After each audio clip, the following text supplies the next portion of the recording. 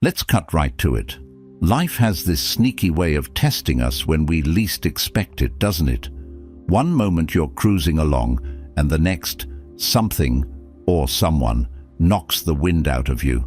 Maybe it's a tough conversation that leaves you feeling small, or a setback that makes you question everything you've worked for. We've all been there. I've been there.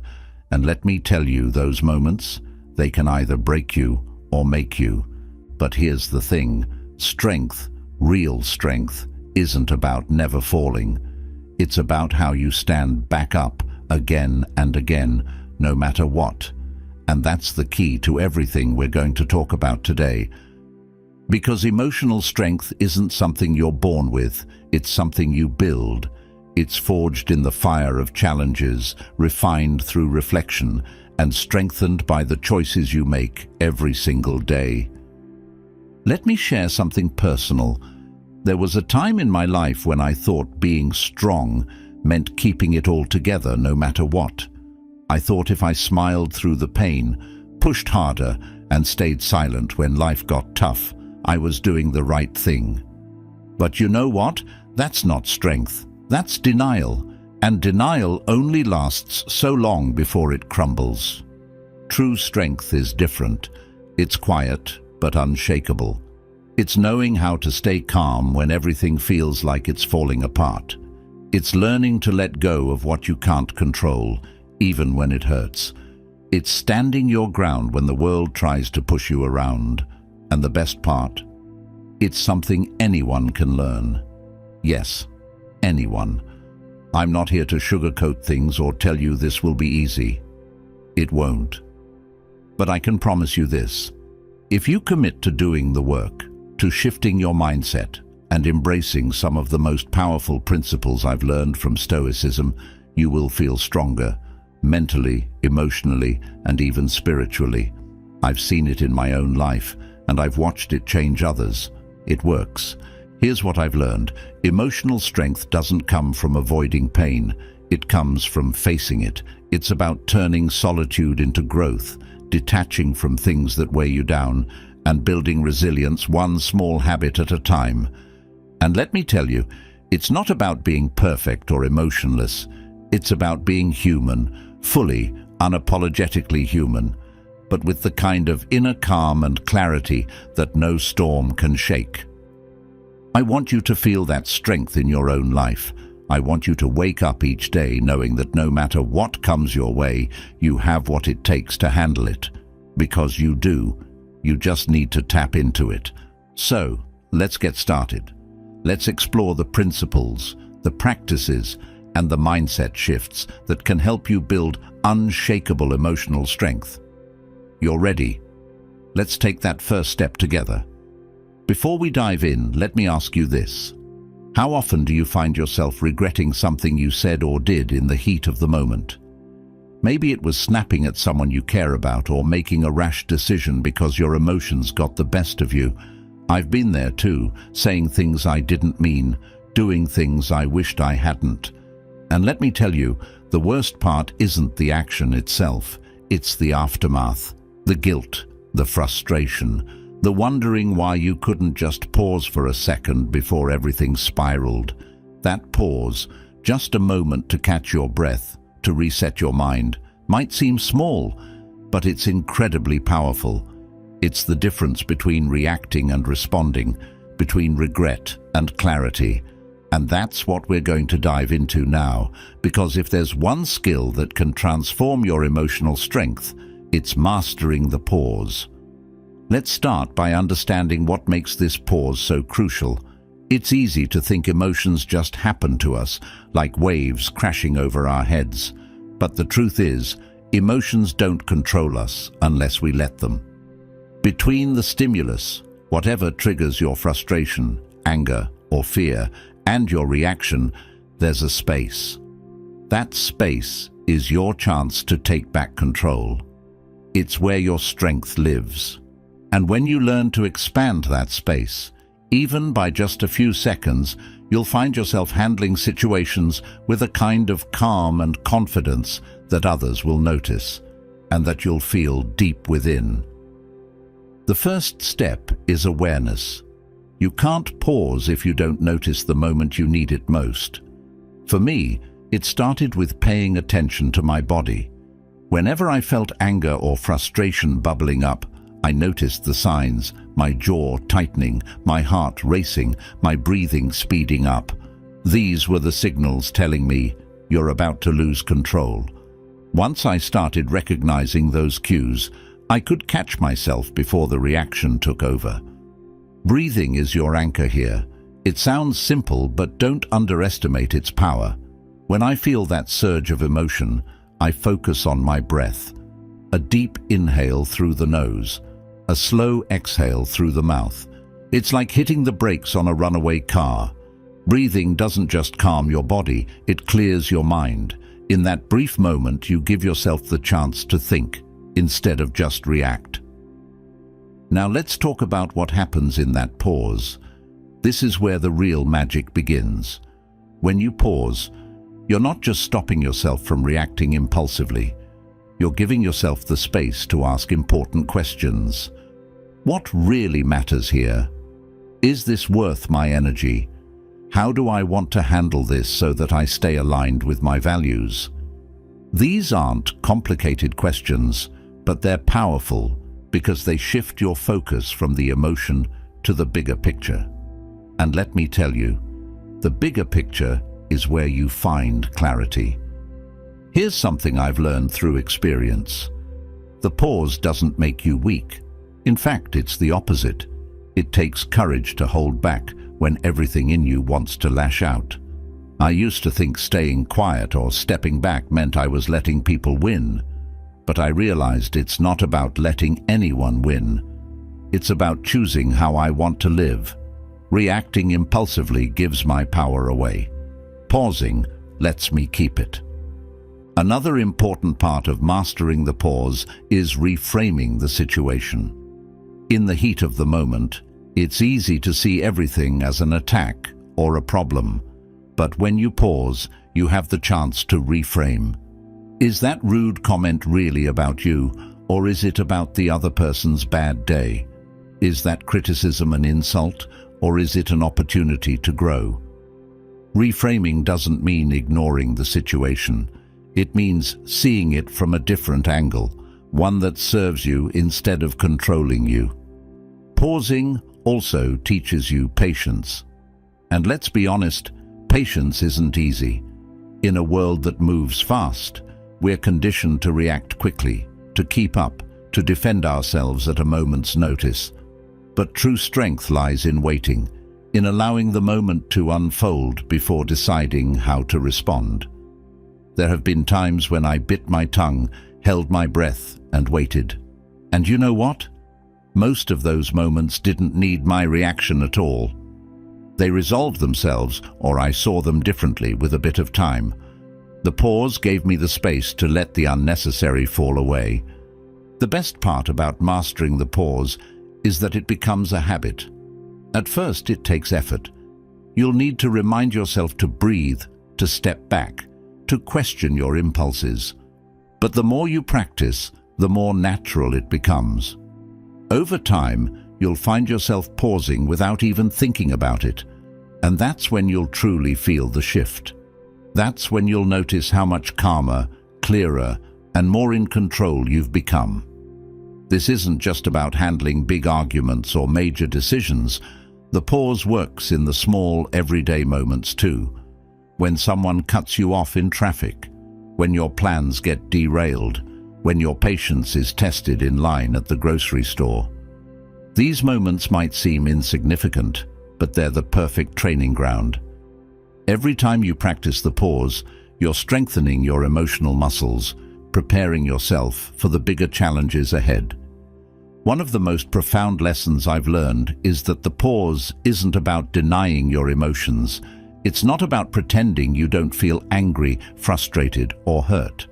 It's about acknowledging those feelings without letting them control you. Emotions are like waves. They rise, they peak, and they fall. The pause helps you ride the wave instead of being knocked over by it. When you embrace this practice, you'll notice something incredible. people will start responding to you differently. Your calmness will disarm them.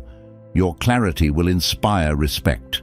And more importantly, you'll feel a sense of pride and peace that comes from knowing you're in control of your life, no matter what comes your way. So let's take this lesson forward. Every time you feel that emotional surge, pause, breathe, reflect, and respond with intention. It's a small act, but it's the foundation of incredible emotional strength. And trust me, it's worth every bit of effort. Pausing in the heat of the moment is an act of reclaiming control, but there's a deeper layer to this journey toward emotional strength. The moments when we are alone, without distractions, without noise, are some of the most powerful yet often misunderstood. I used to think being alone was something to avoid, a sign of isolation or even weakness. But over time, I learned that solitude is not the absence of connection. It's the foundation of it. And if you can learn to embrace being alone, you'll unlock a well of resilience and power that can't be shaken by anyone or anything. There's a tension we all feel with solitude. For many, it feels uncomfortable, even unbearable. Maybe you've felt that too. The silence feels too loud, the lack of company makes you restless, and the absence of distractions leaves you face to face with yourself. But here's the truth. Solitude isn't your enemy. It's your greatest teacher, if you're willing to listen. In those quiet moments, you find out who you really are. And when you know yourself, you can face the world with unshakable confidence. For me, learning to embrace solitude wasn't easy. There were times when I'd reach for my phone or turn on some noise just to fill the emptiness. But then I started asking myself, what am I running from? Why am I so afraid to sit with my own thoughts? The more I leaned into those moments, the more I realized that solitude wasn't something to escape. It was something to explore. It became a space where I could reflect, grow, and find clarity. Solitude gives you the gift of self-reflection. In the constant buzz of life, it's easy to lose sight of your own thoughts and emotions. When you're alone, you have the chance to step back and ask yourself important questions. How am I really feeling? What do I truly want? What's driving my decisions? These questions aren't always easy to answer, but they're essential if you want to grow emotionally strong. Solitude creates the space to peel back the layers and see yourself clearly, without the filters of other people's opinions or the noise of daily life. In those moments of quiet, you also build resilience. Let me tell you, there's a special kind of strength that comes from being comfortable in your own company. When you no longer need validation from others to feel whole, you become untouchable. Solitude teaches you that your worth isn't tied to how many people surround you or what they think of you. It's tied to how you see yourself. And the more you embrace being alone, the more you realize that you are enough, just as you are. Solitude also sharpens your focus. When you remove distractions, you give yourself the gift of presence. Whether it's working on a project, solving a problem, or simply thinking through a challenge, solitude allows you to dive deep without interruption. I've found that some of my best ideas, my clearest decisions, and my most profound realizations came when I was alone. It's in solitude that your mind has the freedom to wander, explore, and create without boundaries. But solitude isn't just about reflection and focus. It's also about building emotional independence. When you rely on others for constant support or validation, you give away a piece of your power. Solitude teaches you to stand on your own. It reminds you that you don't need anyone else to complete you or make you feel strong. This isn't about pushing people away. It's about learning to fill your own cup so you can show up fully for others without feeling drained or dependent. For some, solitude might feel lonely at first, and that's okay. Loneliness and solitude are different things. Loneliness is the longing for connection. Solitude is the act of connecting with yourself. The transition from one to the other takes time, but it's worth the effort. Start small. Spend a few minutes each day in silence, away from distractions. Gradually, you'll find comfort in the quiet. It will become a space you look forward to, a sanctuary where you can recharge and realign with your values. One of the most profound lessons I've learned is that solitude is where you cultivate self-trust. When you're alone, you learn to rely on your own judgment, to trust your instincts, and to make decisions without second-guessing yourself. This self-trust spills over into every area of your life. You start to approach challenges with confidence, knowing that you can handle whatever comes your way because you've built that foundation within yourself. Solitude also deepens your appreciation for connection. When you've spent time alone, you value the time you spend with others even more. You're more present in conversations, more intentional in your relationships, and more aware of what truly matters. Solitude isn't about cutting yourself off from the world. It's about preparing yourself to engage with it in a more meaningful way. As I began to embrace solitude, I noticed something surprising. It gave me clarity about what really matters. When you strip away the noise and the distractions, you see your priorities more clearly. You start to let go of the things that don't serve you, unnecessary drama, toxic relationships, or meaningless pursuits, and focus on what truly aligns with your values. Solitude helps you cut through the clutter and live a more intentional, purpose-driven life. The beauty of solitude is that it's always available to you. You don't need to wait for the perfect moment or the perfect place. You can find it in the quiet of a morning, the stillness of a walk, or even a few moments of silence between tasks. It's not about isolating yourself from the world. It's about creating a space within yourself where you can grow, reflect, and recharge. By embracing solitude, you gain a strength that no one can take from you. You learn to stand tall, even when you're standing alone. You become resilient, focused, and self-reliant. And most importantly, you discover that the peace and clarity you've been searching for were within you all along. Solitude isn't just a break from the world, it's a bridge to your truest self. And when you cross that bridge, you'll find a strength you never knew you had. When I started to embrace solitude, I found myself uncovering parts of my life I hadn't fully understood before. In those quiet moments, it became clear just how tightly I'd been holding on to things, possessions, expectations, even people.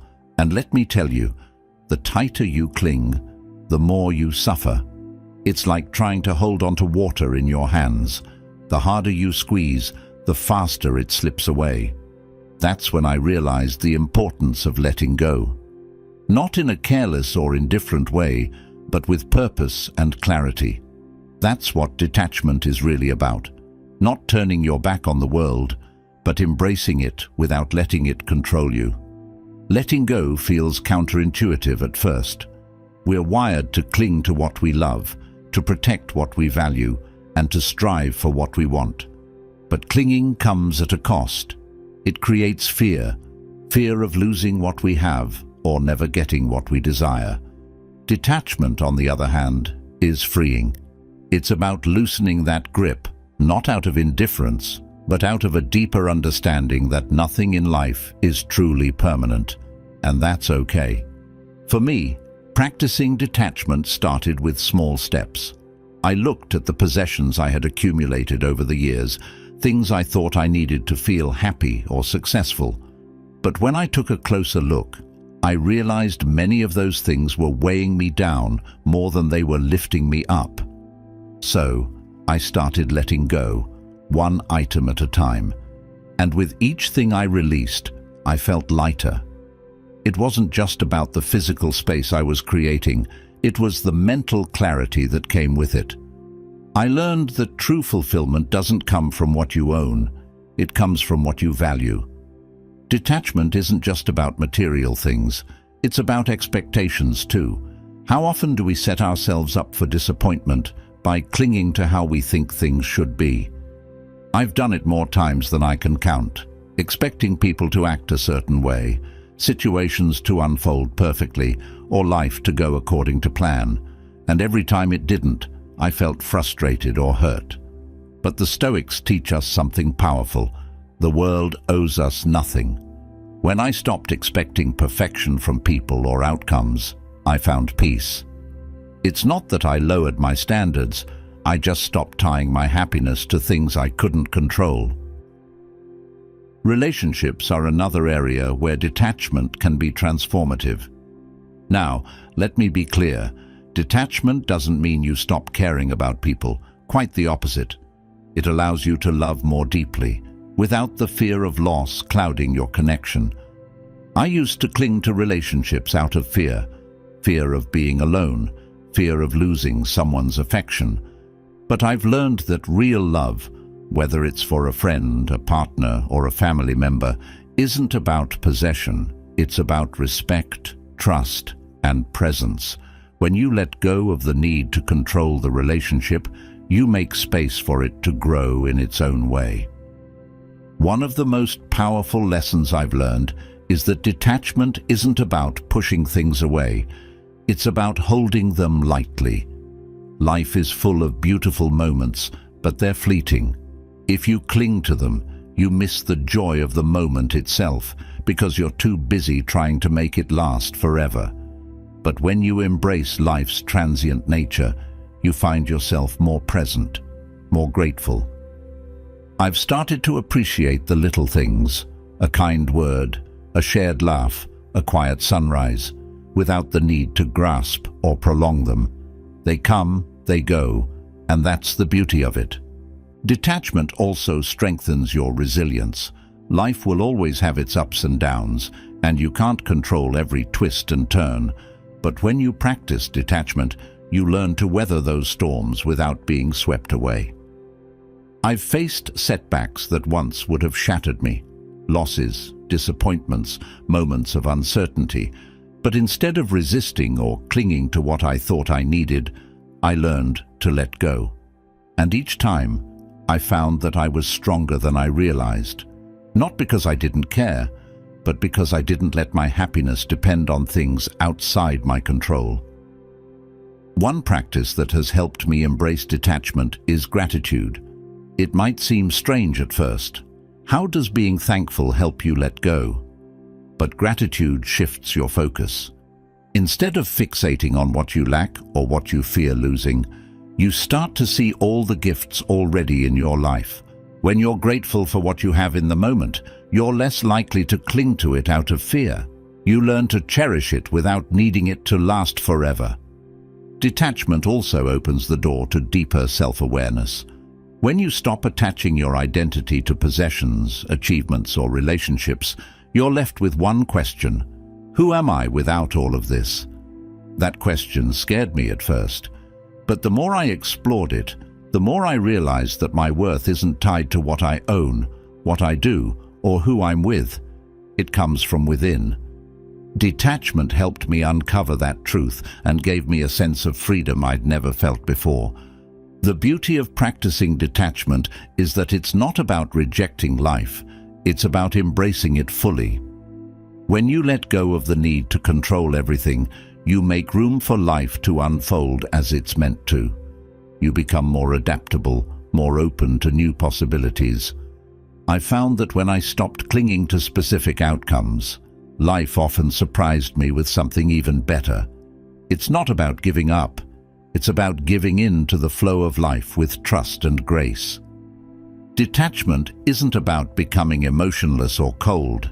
It's about feeling everything deeply while knowing you can still let it go. It's about loving fiercely without needing to possess. It's about striving for your goals without being defined by them. And most importantly, it's about finding peace within yourself, no matter what's happening around you.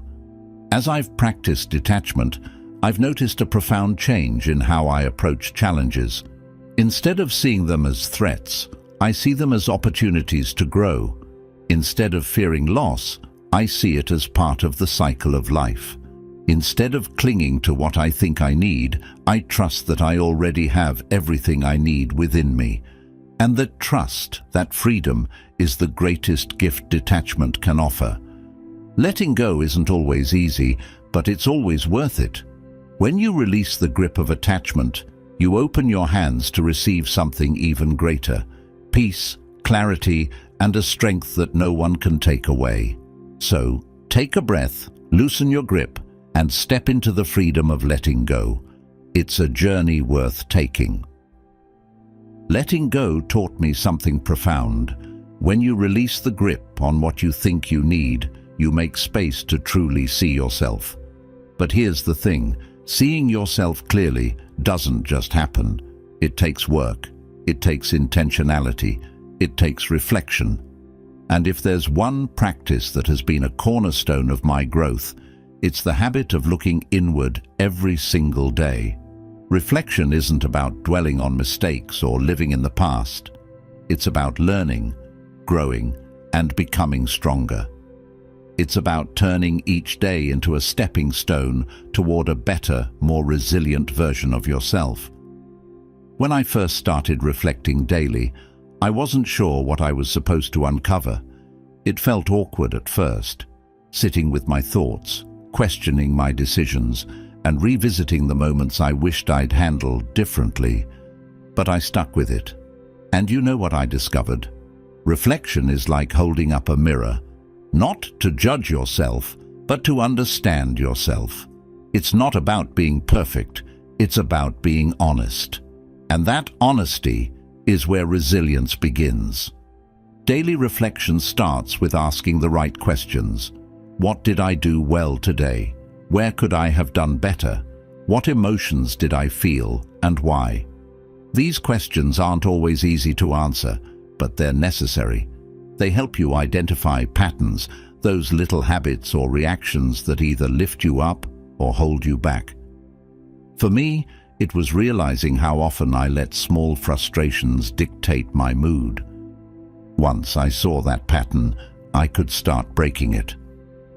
Reflection isn't just about noticing your weaknesses, it's about celebrating your strengths too. It's about acknowledging your victories, no matter how small, and using them as fuel to keep moving forward. Journaling became my go-to tool for reflection. There's something powerful about putting pen to paper, about translating your thoughts into words. It forces you to slow down and process what's swirling in your mind.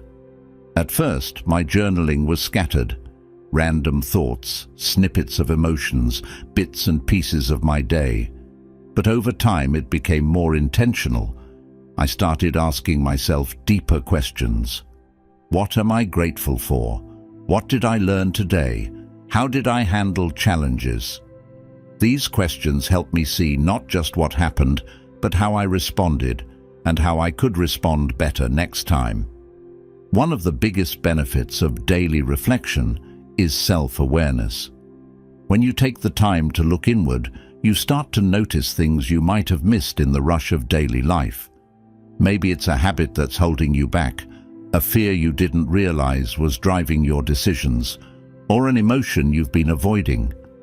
For me, it was recognizing how often I sought validation from others without even realizing it.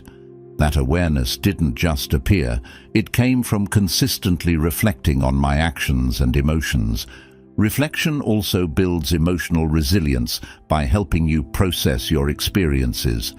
Life throws curveballs at all of us, and it's easy to let those moments fester if you don't address them.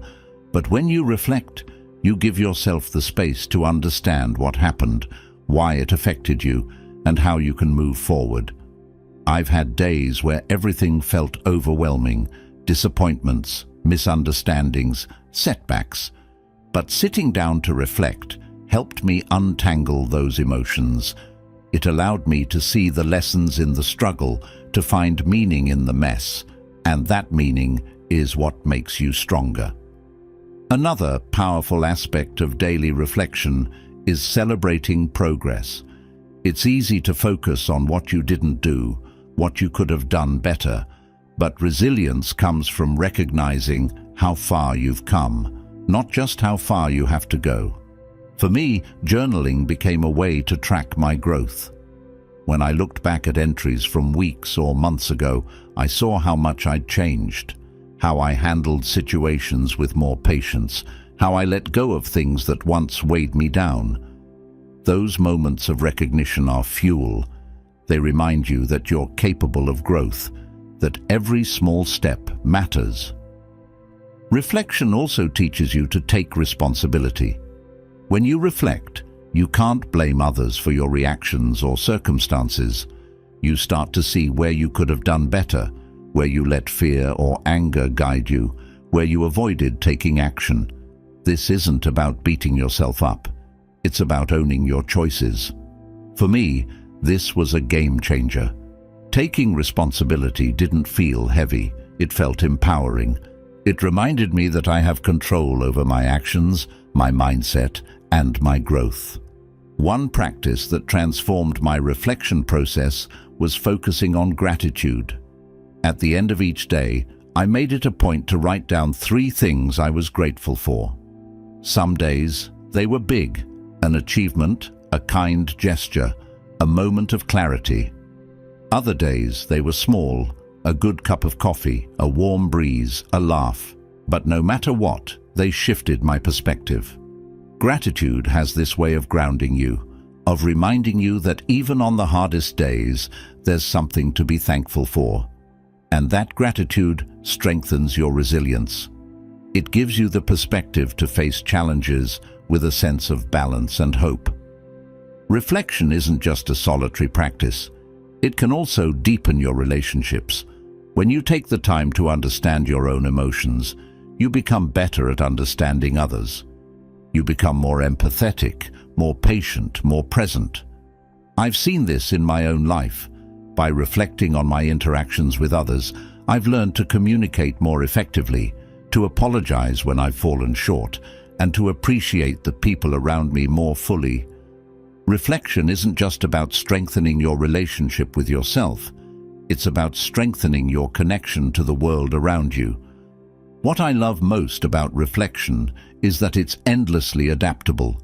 There's no right or wrong way to do it. Some days I write pages in my journal. Other days I reflect in my mind during a quiet walk or before I fall asleep. The method doesn't matter as much as the intention. What matters is showing up for yourself, taking the time to pause, to question, to learn. Resilience doesn't happen overnight. It's built day by day, moment by moment. And daily reflection is one of the most powerful tools you can use to build it. It's a practice of honesty, of growth, of gratitude. It's a way to turn each day, good or bad, into an opportunity to become stronger, wiser, and more grounded.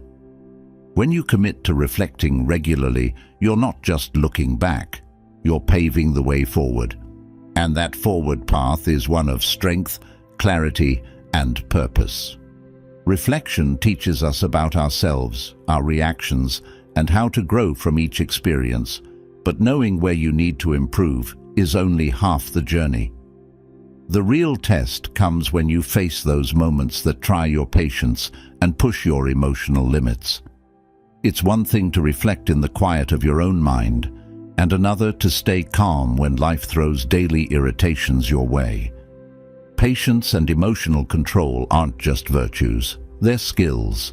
And like any skill, they take practice, effort, and intention to master. I can tell you from experience, patience is one of the hardest things to cultivate. There were times when I thought I had it figured out, moments where I stayed calm under pressure and felt proud of my growth, only to lose it completely over something small, like waiting in line or dealing with a rude comment. That's when I realized patience isn't about the big moments. It's built in the small, everyday challenges. It's how you handle delays, frustrations, and annoyances that shapes your emotional control. And the best part? These moments are everywhere, which means you get endless opportunities to practice. One of the first steps in cultivating patience is changing how you view time. For me, impatience always stemmed from feeling like my time was being wasted. Whether I was stuck in traffic or waiting for someone who was late, I'd get frustrated because I felt like I could be doing something more productive. But here's the truth. Time isn't wasted unless you let it be. Waiting can become an opportunity. You can use those moments to breathe, to reflect, or to simply enjoy a pause in your day. When I shifted my mindset, those wasted moments became some of the most peaceful and productive parts of my day. Another key to developing patience is reframing challenges. I used to see obstacles as interruptions, things that got in the way of what I wanted. But the Stoics teach us that obstacles are part of the path, not separate from it. When you start to see challenges as opportunities to grow, they lose their power to frustrate you. For example, when someone cuts you off in traffic or snaps at you for no reason, it's easy to react with anger. But what if you saw those moments as chances to practice staying calm? Instead of letting them ruin your day, you could use them to build your patience and emotional resilience. It's not easy, but it's worth it. Breathing has been one of the most practical tools for me in moments of frustration. It might sound simple, but it's incredibly effective. When I feel impatience bubbling up, whether it's waiting in line or dealing with a difficult person, I focus on my breath, a slow inhale, a steady exhale. It's a way to anchor myself in the present moment and create space between the stimulus and my reaction. That space is where patience lives. The more I practice it, the more natural it becomes. Emotional control also comes from understanding what truly matters. I can't tell you how many times I've wasted energy on things that, in hindsight, didn't deserve it. A minor inconvenience, a thoughtless comment, or a small mistake. They felt so important in the moment, but they weren't. One of the most liberating lessons I've learned is that not everything needs a reaction. When you focus on what really matters, you realize how much you can let go of. And when you let go, you free yourself from unnecessary stress. Gratitude is another powerful tool for cultivating patience and emotional control. It's hard to stay frustrated when you're focused on what you're thankful for. Whenever I feel myself losing patience, I take a moment to think of 3 things I'm grateful for in that moment. It might be something as simple as a sunny day, a good conversation I had earlier, or even just the fact that I have the time and space to practice patience. Gratitude shifts your perspective. It reminds you that life is full of gifts, even in its most challenging moments. Another practice that's helped me is learning to accept what I can't control. So much of impatience comes from wanting things to be different, wanting the line to move faster, the traffic to clear, or people to act a certain way. But the reality is, most of those things are out of our hands. When you learn to accept that, you stop wasting energy on resistance. Instead of fighting reality, you work with it. This doesn't mean you stop caring or striving. It means you focus your energy on what you can change: your mindset, your actions, your reactions. Patience also grows when you learn to slow down. We live in a fast-paced world, and it's easy to get caught up in the rush. But I've found that the faster I go, the more impatient I become. Slowing down, whether it's taking time to enjoy a meal, walking instead of driving, or simply pausing before responding to a question, helps me stay grounded. It reminds me that life isn't a race.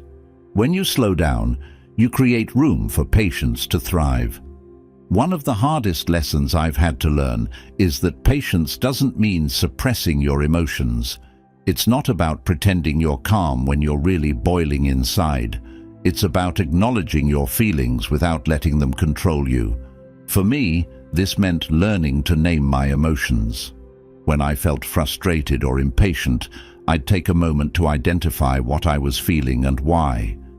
Just naming the emotion helped me create distance from it. It was no longer something that overwhelmed me.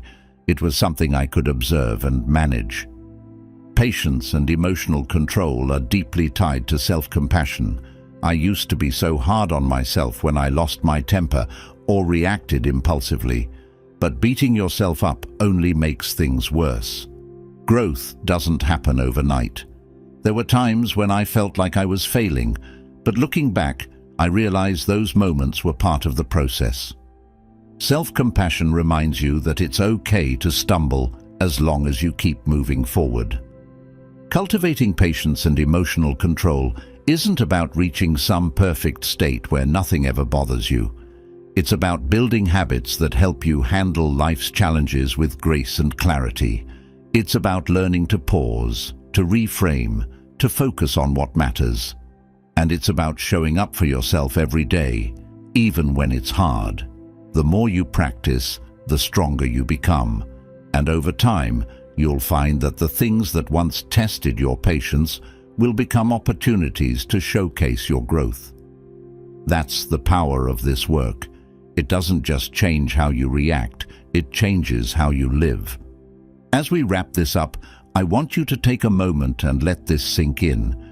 Emotional strength isn't something you're handed, it's something you build.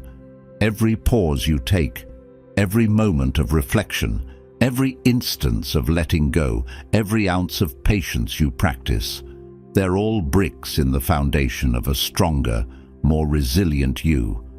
It's a journey, not a destination. And trust me, every step you take on this path is worth it. We've explored how to stay calm in the face of chaos, how to embrace solitude as a source of power, how to let go of the things that weigh us down, and how to turn daily reflection into a tool for growth. These aren't just ideas, they're practices. They're habits you can build into your life starting today. The beauty of Stoic wisdom is that it's timeless, practical, and powerful. It's not about being perfect. It's about showing up for yourself every single day, no matter what life throws at you. So now I want to hear from you. Which of these practices resonated with you the most? What's one step you're going to take to start building your emotional strength? Leave a comment below. I'd love to know what's on your mind and where you're at on this journey. And if this conversation hit home for you, make sure to subscribe. There's so much more to explore together, and I don't want you to miss what's coming next. Hit that button, and let's keep growing stronger, wiser, and more grounded, one step at a time. I'll see you in the next one. Take care.